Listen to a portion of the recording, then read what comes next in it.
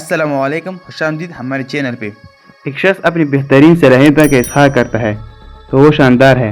ہر فرد کی اپنی صلاحیت مختلف ہوتی ہے۔ ہم ساری زندگی کا انتظار کرتے ہیں کہ اگلے وقت میں بہتری کریں گے، مگر اگلا وقت نہیں آتا۔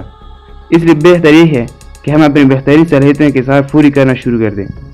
یہ اظہار ایک وقت کا، ایک زمانے کا یا ایک صورتحال کا، ایک دن کا اور ایک لمحے کا ہو سکتا ہے۔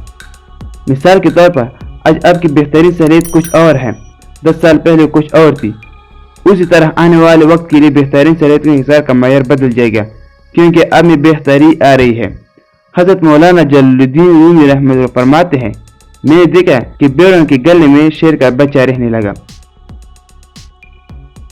دیکھتے ہی دیکھتے اس کی ساری عادت بیڑوں والی ہو گئی۔ ایک دن اس نے شیروں کا جھنڈ کو دیکھا۔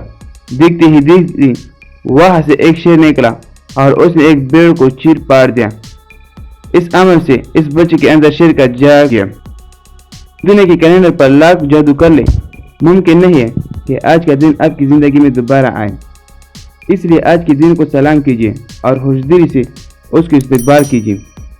آج کا دن اللہ تعالیٰ نے آپ کو انعام کے طور پر دیا ہے، اس کا بہترین استعمال کیجیے۔ کبھی بھی زندگی میں کوئی چیز ضائع کرنے لگے تو آخری صاحب کو ضرور یاد کر لیجیے۔ کسی کو بھی یقین نہیں کہ وہ آنے والے کل میں زندہ رہے گا یا نہیں۔ یقین صرف یہی ہے کہ اس وقت سانس چل رہی ہے، جب کل کا یقین نہیں ہے تو پھر آج کا دن دنیا کا سب سے قیمتی دن ہے، کیونکہ یہ دن دوبارہ نہیں آنا۔ آج سے 10 سال پہلے بھی آپ یہی سوچتے تھے کہ ابھی بہت وقت پڑا ہے، آج زندگی کے ساتھ باقی رہ گئی ہے، تب بھی اس دھوکے میں آپ بھی ہے کہ ابھی بہت وقت ہے۔